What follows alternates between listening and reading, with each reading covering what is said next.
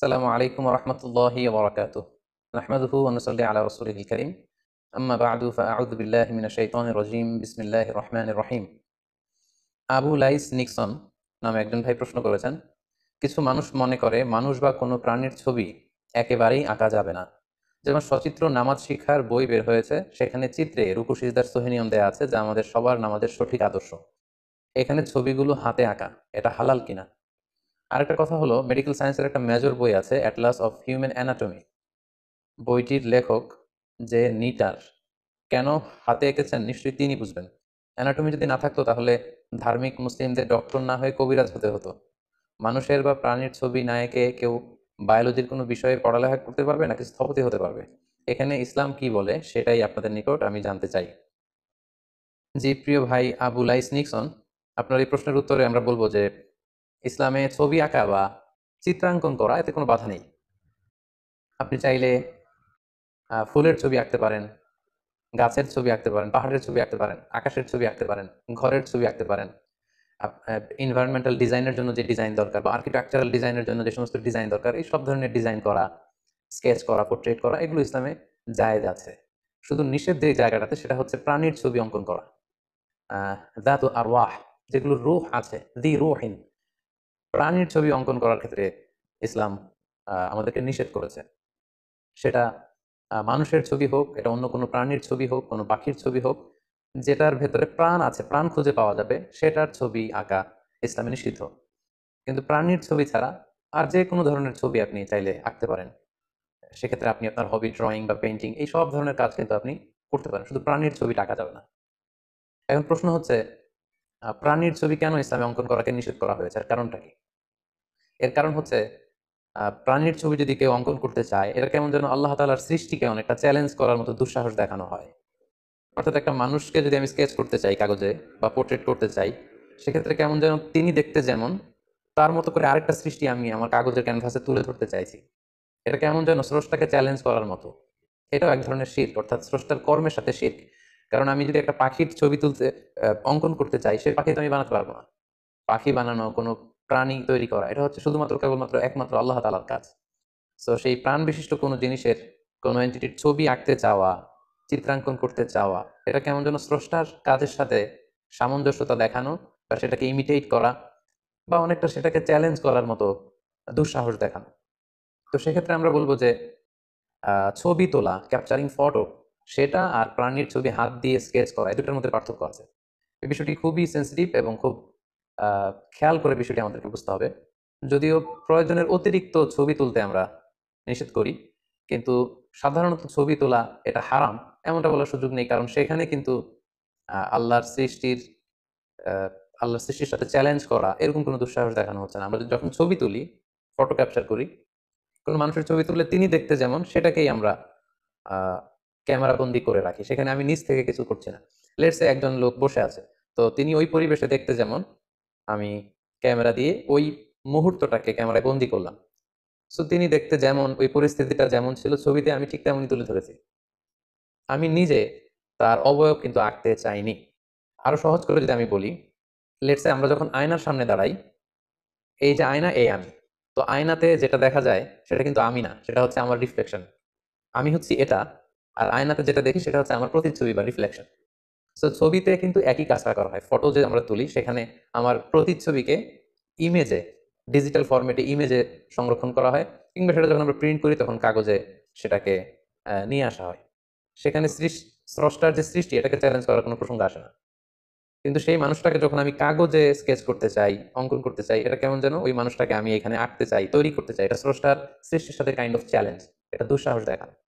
এই কারণেই মূলত প্রাণীর ছবিকে অঙ্কন করা ইসলাম নিষেধ করেছে। প্রাণী ছাড়া যে কোনো জিনিসের ছবি আপনি আঁকতে পারবেন, চিত্রাঙ্কন করতে পারবেন, এতে কোনো সমস্যা নেই।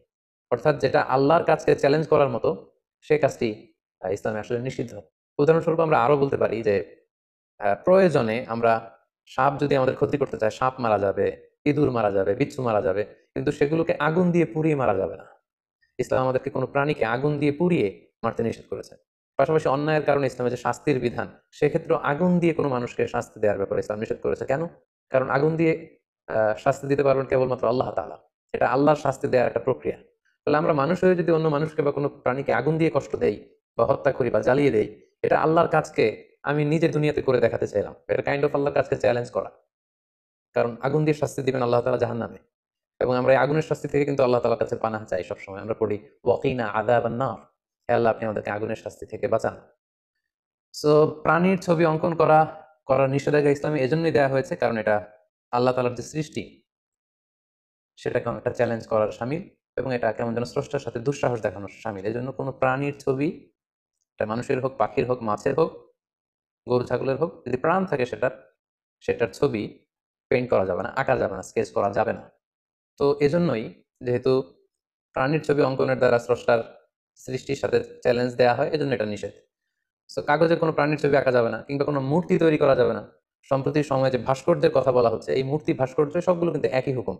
সেটা প্রাণীর ছবি কাগজে আঁকার চেয়েও আরো ভয়ঙ্কর, কারণ কাগজের মধ্যে কিন্তু 3D থাকে না, কিন্তু মূর্তি বা ভাস্কর্য যখন দেওয়া হচ্ছে, এটা পুরো মানুষের অবয়ব, একটা 3 ডাইমেনশনে এই কর্মটি, এই শৈল্পিক কর্মটি সম্পাদন করা হচ্ছে। সো প্রাণ আছে এমন কোনো জিনিসের ছবি আঁকা যাবে না, অন্য জিনিস আপনি আঁকতে পারেন। তো এক্ষেত্রে আমরা কোরআন সুন্নাহর কিছু উদ্ধৃতি এখানে দিতে চাই। সহিহ বুখারীতে আল্লাহর হাবিব সাল্লাল্লাহু আলাইহি ওয়াসাল্লাম আমাদের আয়েশাকে উদ্দেশ্য করে বলেছেন, ইয়া আয়েশা, হে আয়েশা, আশাদ্দুন নাসি আযাবান ইয়াউমাল কিয়ামাতি আল্লাযীনা ইউদাহুনা বিখালকিল্লাহ। কিয়ামতের দিন সবচেয়ে বেশি শাস্তি দেয়া হবে তাদেরকে যারা আল্লাহর সৃষ্টির সাথে সাদৃশ্য করে কিছু করতে চায়। অর্থাৎ আপনি যদি প্রাণী আঁকতে চান, কেমন যেন আল্লাহর সৃষ্টির সাথে সাদৃশ্য করে আপনি কিছু করে দেখাতে চাইলেন। এবং বুখারী মুসলিম উভয় হাদিসের গ্রন্থে এসেছে, আল্লাহ রাসূল সাল্লাল্লাহু আলাইহি ওয়াসাল্লাম ইরশাদ করেছেন, ইন্না আশাদ্দান নাসি আযাবান ইয়াউমাল কিয়ামাতি আল মুসাউবিরুন। কিয়ামতের দিন তাকে সবচাইতে বেশি শাস্তি দেয়া হবে যে প্রাণীর ছবি আঁকে বা মূর্তি বানায়, কিংবা স্ট্যাচু বা স্কাল্পচার বা ভাস্কর্য তৈরি করে। তাদের জন্য কঠিন শাস্তির কথা কিন্তু আল্লাহ রাসূল সাল্লাল্লাহু আলাইহি ওয়াসাল্লাম আমাদেরকে জানিয়েছেন। পাশাপাশি যারা প্রাণীর ছবি অঙ্কন করতে চায় বা মূর্তি বা ভাস্কর্য তৈরি করতে চায়, কিয়ামতের দিন তাদেরকে কঠিন শাস্তি দেওয়ার পাশাপাশি আল্লাহ তাআলা সেই মূর্তি, প্রাণী বা ছবিগুলোকে এনে বলবেন যে, আহিয়ু মা খালাকতুম, তোমরা যেগুলো তৈরি করেছিলে এগুলোর জীবন দাও। একটা মানুষের ছবি যখন স্কেচ করা হয়, এটা একটা ছবি, কিন্তু এটাতে জীবন দেওয়ার সুযোগ কিন্তু আমাদের নেই। রূহ বা প্রাণ দিতে পারেন কেবলমাত্র আল্লাহ তাআলা। তো সেদিন আল্লাহ বলবেন, আহিয়ু মা খালাকতুম, তোমরা যা তৈরি করেছো এটার ভেতরে তোমরা প্রাণ দাও। এবং সেটার সক্ষমতা কখনোই আমাদের হবে না। তো প্রিয় ভাই, আপনি প্রশ্ন করেছেন যে কেন নিষেধ করা হয়েছে, এবং লেটস সে হিউম্যান অ্যানাটমির প্রসঙ্গে এনে নিটারের তৈরি একটি বইয়ের কথা বলেছেন, সেখানে তিনি হাতে এঁকেছেন। আমরা যতদূর জানি, হিউম্যান অ্যানাটমি রিলেটেড যে বইগুলো, সেখানে যেই প্রাণীর ছবিগুলো আছে, সেখানে আসলে কোনো মানুষের চেহারাকে তুলে আনাটা উদ্দেশ্য না। কোনো সরাসরি মানুষের যে পূর্ণাঙ্গ অবয়ব চেহারা, সেটা তুলে আনা উদ্দেশ্য না। সেখানে বেসিক্যালি দেহের প্রতিটি অঙ্গের নামকে চিহ্নিত করা হয়। এটা কাইন্ড অফ স্কেলিটনের মতো দেখা যায়। যেটার ভেতরে হাড় দেখা যাচ্ছে, রগ, শিরা, উপশিরা, ভেতরে সবকিছু দেখা যাচ্ছে, এবং সেখানে পয়েন্ট আউট করে কোথায় তার হাত, কোথায় তার লাং, কোথায় তার লিভার, কোথায় তার হার্ট, এভাবে পয়েন্ট আউট করা হয়। ওইটা আসলে একটা মানুষের ছবি হিসেবে সেখানে চিত্রায়ন করা হয় না। আর সেটা যদি মেডিকেলের স্টুডেন্টরা বা জীববিজ্ঞান নিয়ে যারা পড়বে, এই বিষয় নিয়ে যদি তারা গবেষণা না করে, তাহলে তো চিকিৎসা বিজ্ঞানের ইমপ্রুভমেন্ট হবে না, ফলে এই মানব সভ্যতাকে টিকিয়ে রাখা সম্ভব হবে না। সেটা হচ্ছে জরুরাত, অর্থাৎ খুব অতীব প্রয়োজন যখন কোনো মানুষের দেখা দেয়, তখন হারাম বিষয়ে আল্লাহ তাআলা সেটাকে হালাল করে দেন। ইসলামের সাথে একটা লিগ্যাল ম্যাক্সিম আছে, সেখানে বলা হচ্ছে যে দরুরাতু তুবিহুল মাহদুরাত। যখন কোনো জিনিস অতীব জরুরি হয়ে পড়ে, আমরা বাংলায় যেটাকে জরুরি বলছি, এটাকে আরবিতে বলা হচ্ছে দরুরা। আর দরুরাতু তুবিহুল মাহদুরাত, কোনো জিনিস যখন খুব জরুরি হয়ে পড়ে, তখন সেই জরুরতকে সারার জন্য হারাম জিনিসকেও কিন্তু ইসলাম হালাল করে দিয়েছে। তবে শর্ত হচ্ছে আর দরুরত বিকদারিহা, যতটুকু না হলেই না। প্র্যাকটিক্যাল পরীক্ষায় যদি এই জাতীয় কোনো প্রাণীর ছবি অঙ্কন করতে হয়, তাহলে এমনভাবে আঁকা, বা মানুষের দেহের চিত্র যদি অঙ্কন করতে হয়, তাহলে এমনভাবে আঁকা যাতে ওই পারপাসটা সার্ভ হয়ে যায়। সেখানে মাথা রিলেটেড কোনো অঙ্গ আঁকতে হলে শুধু মাথাটাকে আঁকা, হাতের চিহ্ন দেওয়ার প্রয়োজন হলে হাতটাকে আঁকা, অর্থাৎ পূর্ণাঙ্গ অবয়ব যাতে প্রকাশ না পায়, এই বিষয়টা খেয়াল রেখে এই পারপাস আমার মনে হয় সার্ভ করা যেতে পারে।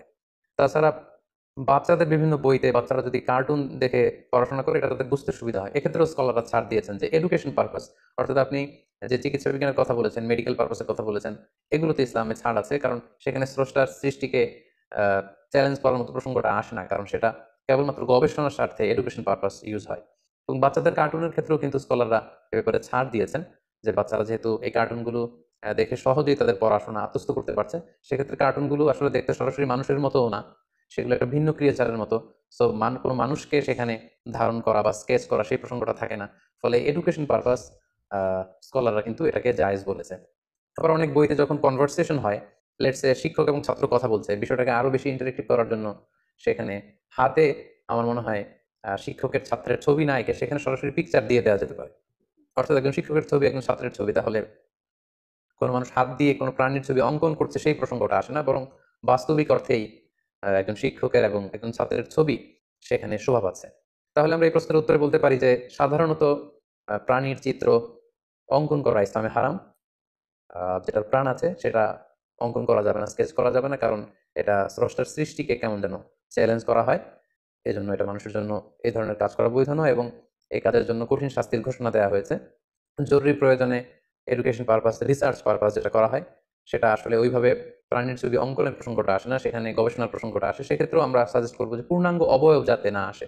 অনেক সময় জরুরি ছবি আঁকতে গেলে সেক্ষেত্রে স্কলাররা বলছেন নাকের যে অংশ, ঠোঁটের অংশ, চেহারার অংশ যদি না আসে, এরকম যদি নামাজ শিক্ষার বইতে কারো রুকুর দৃশ্য, সিজদার দৃশ্য দেওয়া হয়, সেক্ষেত্রে গবেষণার স্বার্থে সেটা জায়েজ আছে। ইসলামী শরিয়ার একটা লিগ্যাল ম্যাগাজিন